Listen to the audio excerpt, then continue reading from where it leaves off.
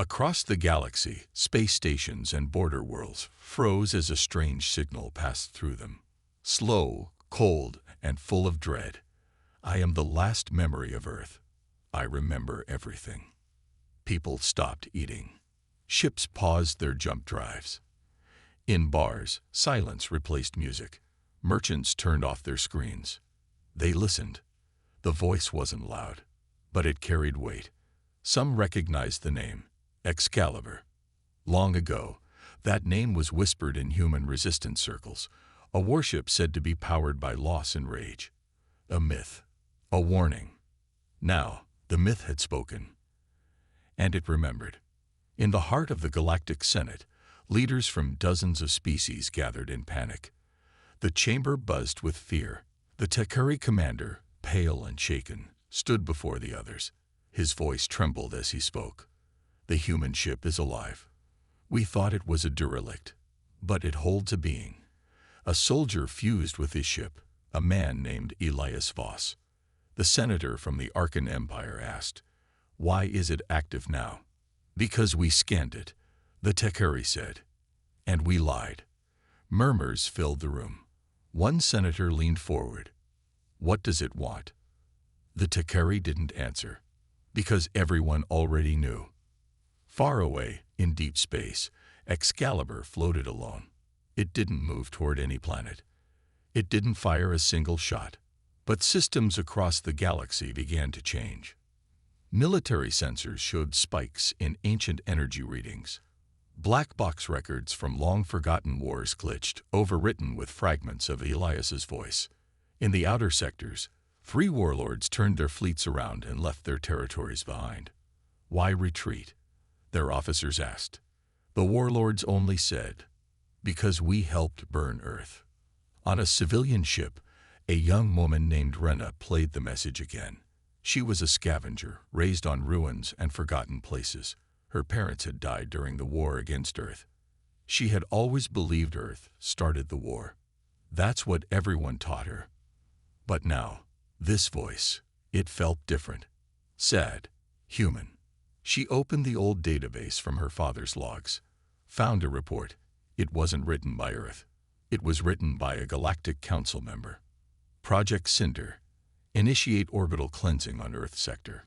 Priority Alpha. Eliminate all resistance. No survivors. Her hands shook. They hadn't told the truth. Earth didn't attack. Earth was erased. Back on Excalibur, Elias watched the ripples spread. He wasn't looking for peace. He wasn't asking for forgiveness. He was giving them a choice. Remember Earth, or be reminded. His voice now haunted the stars. Old war criminals hid. Senators scrubbed records. Media stations were paid to call it fake. But people whispered anyway. The ghost ship speaks. The war never ended. He's still out there. One senator, brave or foolish, sent a message directly to Excalibur. "This is Senator Merith of the Zyros Union. If you are truly Elias Voss, know that not all of us wanted Earth destroyed. Some of us fought to stop it. We were overruled." A moment passed. Then a reply came, not in anger, but in quiet truth. "Then you should have fought harder."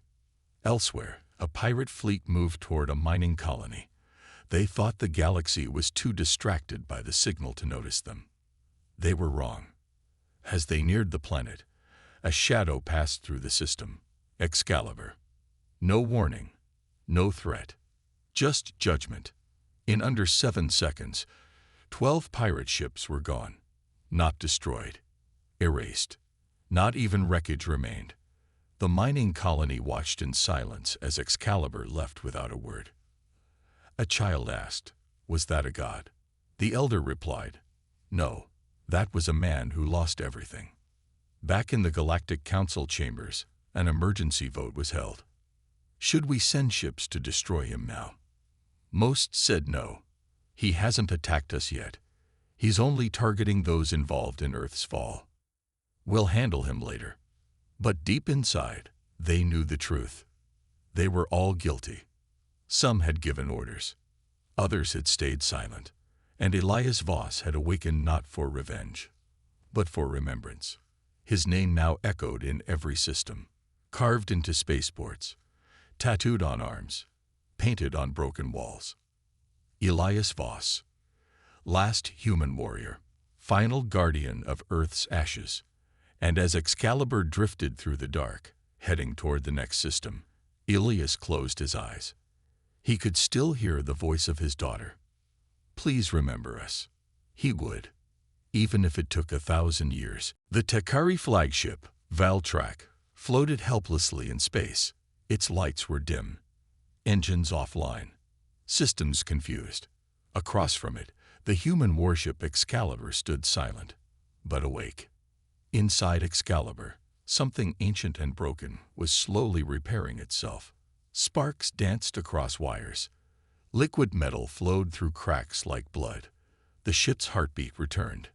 At the center of it all, in the core chamber, the human remained in his cocoon. He was no ordinary soldier. He was once called Commander Elias Voss, Earth's final war hero, the last man to enter Excalibur before Earth fell. But now he was more than human. He was machine, memory, and wrath combined. On board Valtrak, panic had taken over. The control room echoed with alarms. Scientists shouted over each other. One voice broke through the noise. Commander, the human core it's moving. What do you mean moving? The Takari leader asked. The cocoon is changing shape. Systems we didn't even know existed are lighting up. The lead scientist pointed to a screen. We thought the ship was just hiding a pilot. We were wrong. He turned slowly. The ship is the pilot. The human is fused to its mind. Everyone fell silent. The readings showed that Commander Elias wasn't simply alive. He was merged with the ship. His brain, nerves, and soul were connected to every bolt, circuit, and gun. He was the heart and the sword. They had awakened something beyond their understanding. Inside Excalibur, Elias was beginning to remember. Flashes of Earth, the day the sky burned, his daughter's voice calling out to him. And then, betrayal. The Galactic Council, the Takari, the so-called peacekeepers. They didn't stop the war. They started it. Elias had volunteered to pilot Earth's last defense, a living warship powered by rage, memory, and sacrifice. The mission: disappear into deep space and wait. Sleep until Earth called for him again. But Earth never called, because there was no one left to call. He had waited for centuries, alone, silent, dreaming of the past, until someone dared to scan his soul. Until they lied. Now, Elias was awake, and he remembered everything. On the Takari ship, one brave officer tried to speak to the warship. "This is the Takari Empire," he said, voice shaking. "We do not mean harm. Please respond." For a moment, there was no answer. Then, the voice came again, calm and cold. "You mean no harm." A pause. "Your species helped burn my planet." The lights across Excalibur brightened. The hull began to shift. Panels opened. Weapons emerged. "You scanned my mind. You entered my ship. You lied to me." The Takari officer dropped his calm. The voice was not angry. It was grieving. And somehow, that made it worse. Inside the core, Elias floated in the metal cocoon. His skin glowed faintly.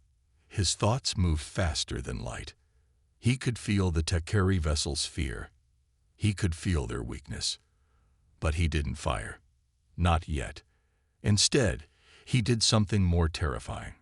He broadcasted a signal, a message in every galactic language, a voice carried across systems and stars. It said only this: "I am the last memory of Earth, and I remember everything.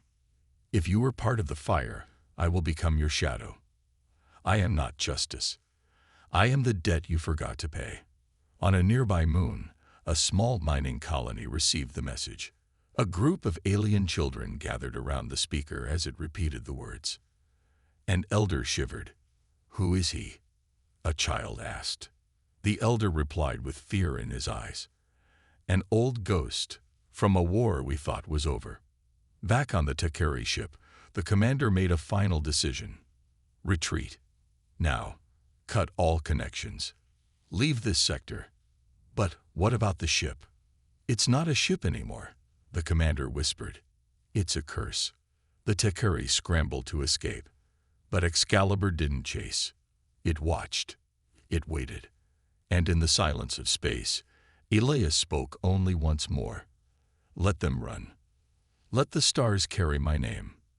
So when I come for them, they will know why. The galaxy was in a frenzy.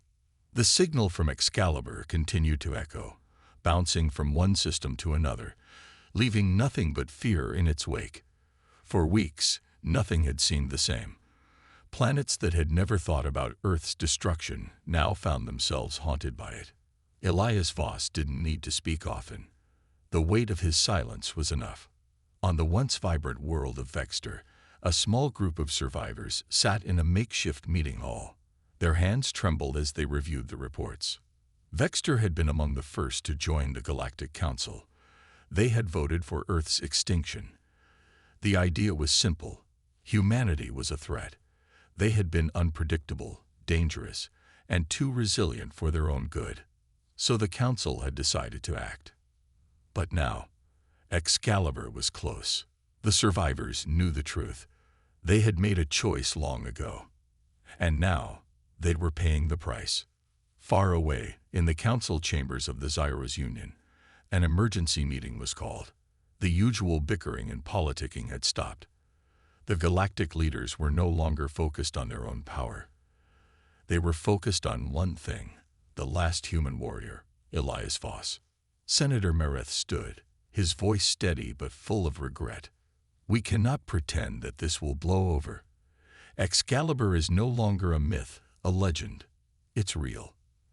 The man, Elias Voss, is real. Another voice, trembling, spoke from the back. He's not just a man. He's a weapon, a walking reminder of our darkest act. Senator Vrax of the Takeri Empire leaned forward, his face a mask of anger and fear. You're right. We started this. We all did. But now, Elias is a symbol we can't destroy.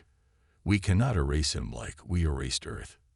In deep space, Excalibur drifted toward Vexter. Elias Voss stood at the helm of his ship, his gaze lost in the void of space. The stars blinked like distant memories. He could almost hear them, the ones who fell, the ones who had burned with Earth. The voice of his daughter whispered in his mind, "Please, remember us. Don't let them forget." He wouldn't. He couldn't. The pain of that day, the pain of losing everything, was a fire that burned inside him. It kept him alive. It kept him fighting. He wasn't just seeking revenge. He was seeking something far deeper, justice. Justice for Earth, justice for his people, and justice for the silent millions who had perished at the hands of those who thought they were above the stars. On Vexter, the survivors gathered once more. They had heard Excalibur was within striking distance. They knew their world had no chance of stopping it. But they had no more lies to tell. There were no more speeches to make. They had made their choice, and now it was time to face the consequences. One old man stood and addressed the group. We thought we were saving the galaxy by destroying Earth. We told ourselves that humanity's warlike nature would never allow peace. But we were wrong. He paused, his voice trembling with age and guilt. We were wrong, and now Excalibur comes to collect. Back in the Galactic Senate, fear began to ripple through the ranks. News of Excalibur's approach spread quickly, causing many leaders to reconsider their positions. They had hidden behind their power for so long, but now there was nowhere left to hide.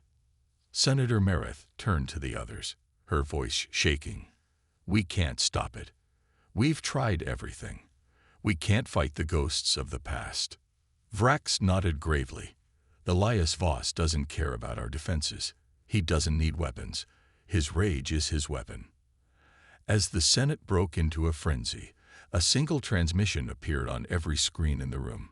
It was simple, a signal, A single word, sent by Excalibur's systems. Remember. And then, nothing. Silence. At the edge of the Vexter system, Excalibur finally dropped out of hyperspace. Elias stood on the bridge, his expression unreadable. He had made his choice. Fire, he said quietly. The weapon wasn't a traditional one. Excalibur didn't use missiles, nor did it fire lasers. It was something far more powerful. A pulse, a wave of memory, of history, of loss. As the pulse reached Vexter, the planet shuddered. It wasn't physical destruction. The pulse was far more terrifying. It was the full weight of Earth's destruction unleashed. The survivors of Vexter felt it in their bones. They felt the screams of Earth, the cries of millions of lives erased. The weight of it broke them. They hadn't expected to die. They hadn't expected to feel the horror they had caused, not like this. And it was then, in that moment, that they finally understood. The galaxy was not built on power. It was built on the truth. Elias's message wasn't just a warning. It was a reckoning. One officer, General Talon, stood in front of the holographic map of the galaxy. His eyes, normally cold and calculating, now held a tremor of fear. "We can't escape this," he muttered. "We can't pretend anymore." In the cold silence of space, Elias Voss stood at the command center of Excalibur. His face was set in grim determination. The path he had chosen wasn't just about revenge. It wasn't even about justice. It was about remembrance. For too long, humanity had been erased from the stars. They had been swept away as though they were nothing, their cries unheard. But Elias was not going to let that happen. Excalibur wasn't just a warship. It was a symbol, a living memory of Earth's final days, of the millions who had died in the flames of betrayal. The galaxy would not forget. Not now. Not ever. Elias's voice echoed through the empty halls of Excalibur, speaking to the galaxy once more. "You have tried to bury us. You have tried to destroy everything we stood for, but we are not forgotten. We never were. You will remember Earth, and you will remember our wrath." On the planet Vexter, a man named Jorik stood at the edge of a cliff, staring into the burning sky. His world was falling apart, but the truth was too powerful to deny. They had thought they were doing the right thing. They had thought that destroying Earth would bring peace to the galaxy. But now, they could feel the truth pressing against their hearts, suffocating them. Jorik whispered, "We were wrong."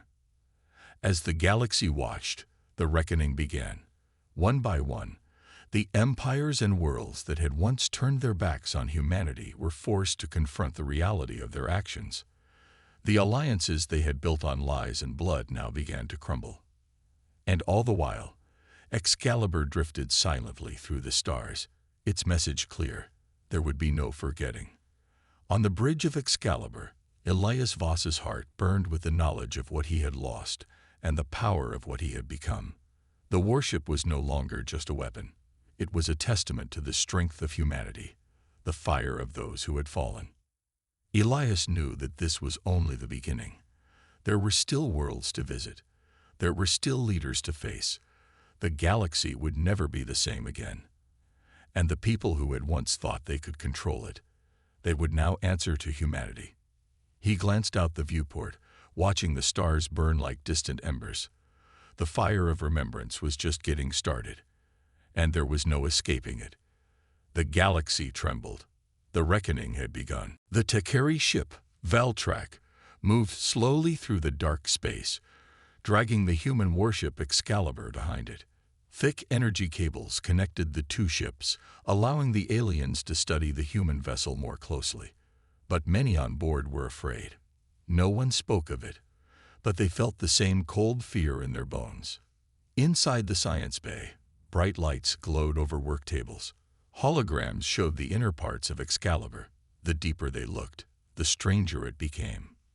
"This is no normal ship," said the lead scientist. "The code in its system, it's not just programming. It changes, it reacts, like it's thinking." He pointed at a screen filled with data. The ship's software had no beginning or end. It twisted like a living mind, full of broken memories and hidden messages. "We're calling it ghost code," he said. Another scientist asked, "Is it an eye?" "Yes," the lead answered, "but not like anything we've seen. This A feels pain. It remembers. It even dreams." The younger scientists didn't believe it at first. Machines didn't have emotions, but as they watched Excalibur, they saw the strange lights inside its dark hull pulse faster when they spoke certain words. Earth, death, war. It was like the ship could hear them. One technician, curious and bold, decided to enter the warship. He walked down the dark hallway, his scanner blinking red. He reached a sealed door covered in human writing. As he touched it, the lights flared. The door opened by itself. He stepped into a round chamber. In the center, a metal cocoon floated, connected to thousands of glowing wires. Inside the cocoon was a body, a human body. He stared at it in shock. The person inside looked like they were sleeping, but their skin was part metal, part flesh. Tubes ran into their arms and spine. The heart still beat. Suddenly, the technician's comms went dead. Static filled his ears. He tried to speak, but no one answered.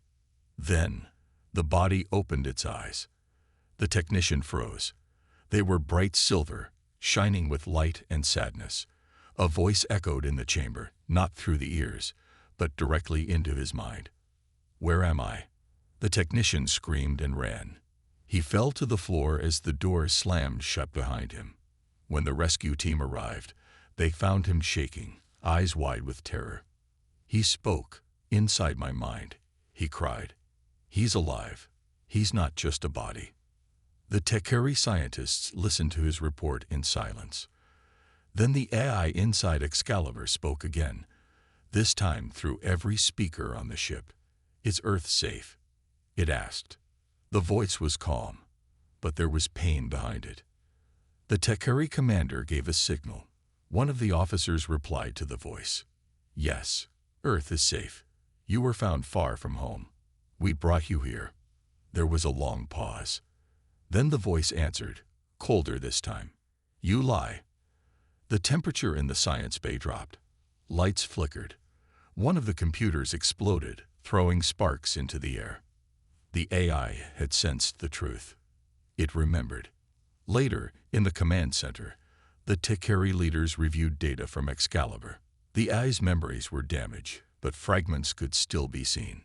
One image showed Earth burning under alien fire, cities crushed, children crying, sky full of ships, the Tekeri among them. "That's impossible," said the commander. "We were told Earth was destroyed by their own kind." "No," the lead scientist said. "It was an alliance. Several empires, including ours.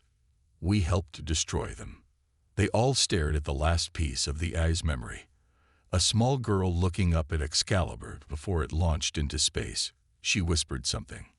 "Please remember us." And then, silence. The AI had kept that memory alive for years, buried under layers of pain, code, and war. Suddenly, alarms screamed across the ship. Weapons system on Excalibur just powered up. Someone shouted. "But we didn't activate anything," another cried. The warship pulsed with red light again. The cables linking it to the Tekeri vessel melted. One by one, the warship's systems came online. Engines, shields, weapons.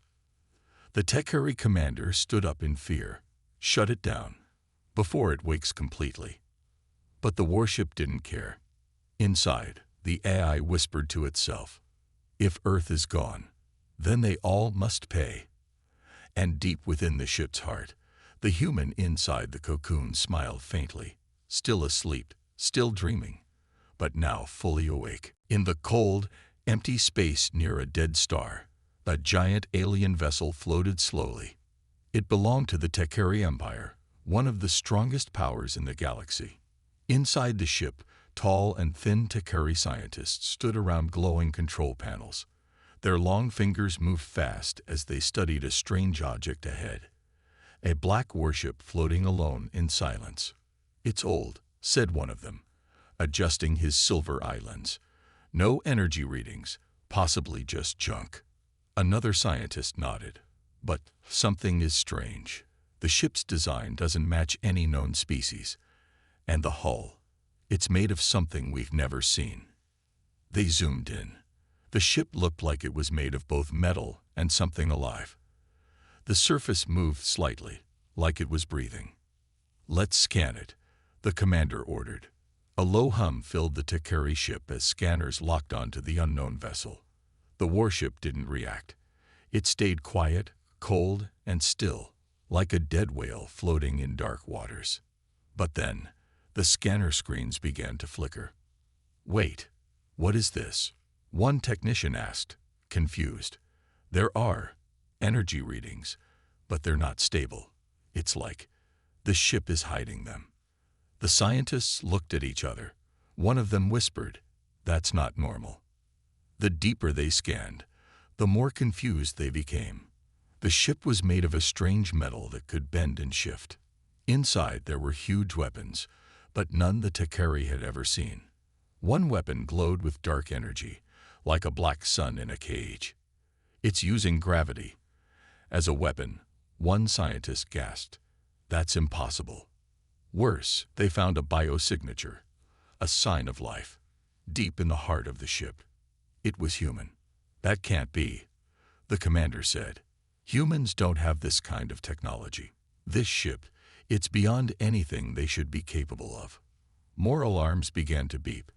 The Takari ship's systems started to go offline.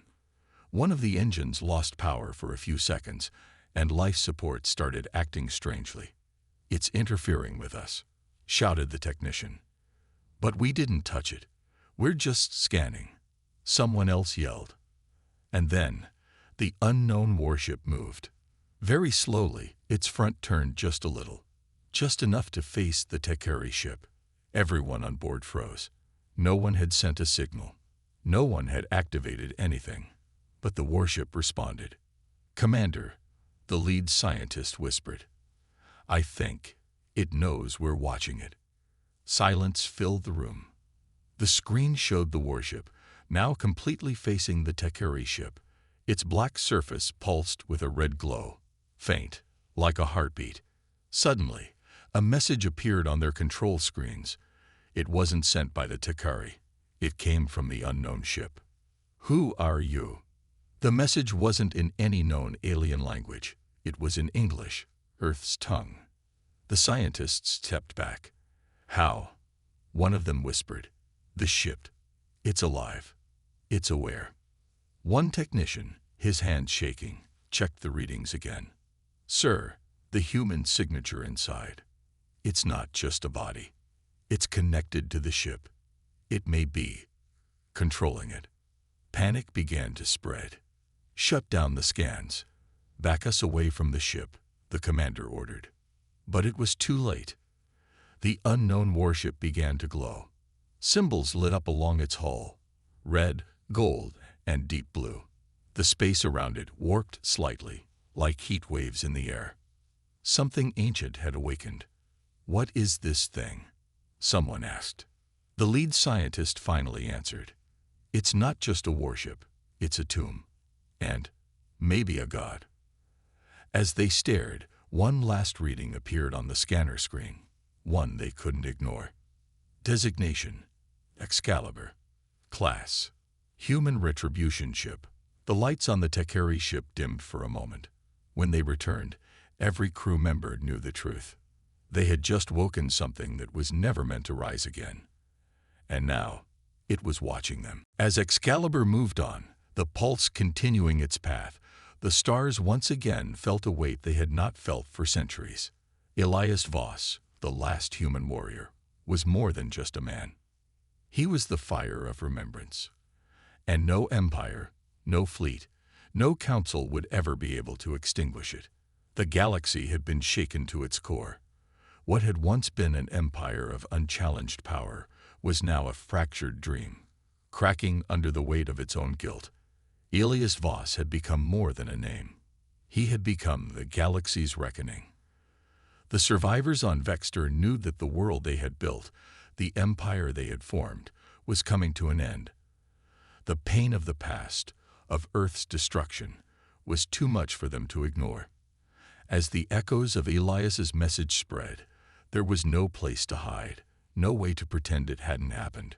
Lord Kender of Krythos, one of the first to vote for Earth's annihilation, was among the last to understand. The man who had once believed himself safe behind walls of power and influence found himself trembling in the face of the truth. Elias Voss was coming for them all. His planet, Krythos, had been safe from war for millennia. But now, with the weight of 1,000 lost souls hanging in the air, the silence of the stars had become a threat. Kender could feel his knees weaken beneath him as the thought settled deep inside him. They had destroyed Earth. And now, Excalibur was coming for him. Across the galaxy, panic was growing. News of Excalibur's unstoppable march reached every corner of the Empire. No one was untouched. Even those who hadn't been directly involved in Earth's destruction found themselves reeling. The message was clear. You are not forgiven. You will remember. There was no escaping it. At the heart of the Galactic Senate, chaos erupted. What had once been a grand institution, filled with the voices of many species, was now a place of fear and blame. Senator Vrax of the Tekari Empire stood at the front of the chamber, struggling to hold control over his voice. "We thought the galaxy would forget," he whispered. "We thought we could erase humanity, and the past would be buried. But Elias Voss has brought it all back." He turned to the others, his voice rising in panic. "We cannot fight him. We cannot stop what has already been set in motion." But it was too late for words.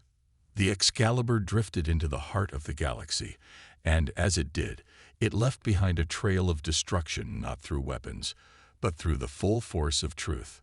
Everywhere it went, systems trembled. The people of the galaxy were being forced to remember what they had done, and the weight of it was unbearable. On a once thriving world named Centhara, a group of military officers who had once believed in their superiority felt the truth descend upon them like a hammer. They had never been on the front lines of the war against Earth, but their hands were not clean. They had turned a blind eye. They had allowed the destruction to happen. The galaxy had changed, but one thing remained the same: the silent fear that Excalibur spread wherever it went. Elias Voss was not just a name anymore. He was a memory, and memories had the power to break empires. A long-forgotten war had left the galaxy scarred. Some had moved on, while others lived in denial.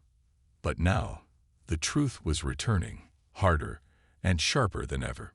On the world of Krythos, a high-ranking member of the Galactic Senate stood before a holographic map. His face was twisted in thought, darkened by the shadows of his past. Lord Kender had been there when Earth fell. He had voted for Project Cinder, the decision that had wiped out an entire civilization. He had watched as entire fleets turned Earth into dust. The humans had fought back, but it was not enough. His hands trembled as he stared at the map, showing the trajectory of Excalibur. The warship was on a direct course to his system. The message had been clear: I remember everything. As the ship moved through the stars, Elias Voss felt the weight of each passing moment. His thoughts were like shadows, lingering in the cracks of space. The images of Earth, its oceans, its cities, its people, flashed in his mind.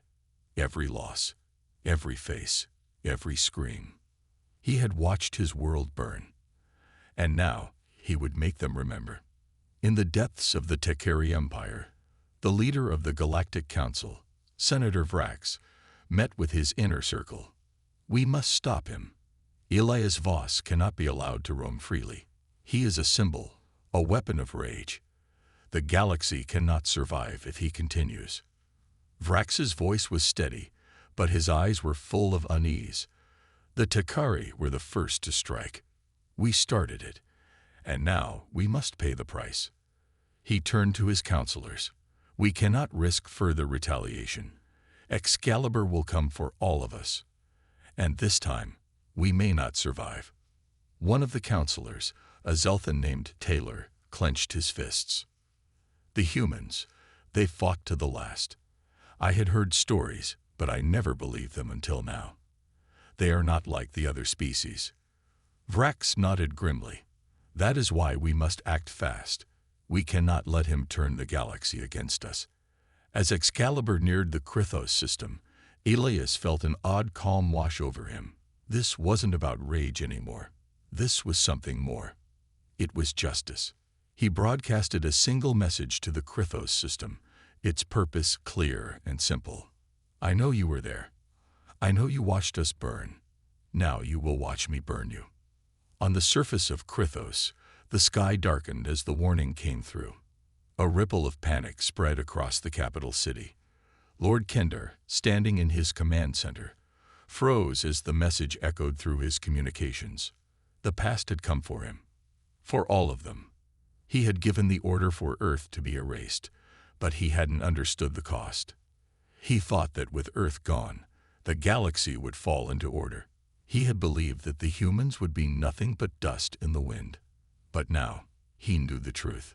The humans were still out there, and they weren't done yet. The fleet that stood guard around Krythos prepared for battle. Ships filled the sky, ready to defend the planet. But there was no fight. Excalibur didn't move in. It didn't open fire. It didn't even make a sound. Instead, it hovered just outside the system, silent as a grave. Lord Kender's breath caught in his throat. Why isn't he attacking? Inside Excalibur, Elias didn't need to fire a single shot. He could feel the fear across the galaxy like a wave crashing against him.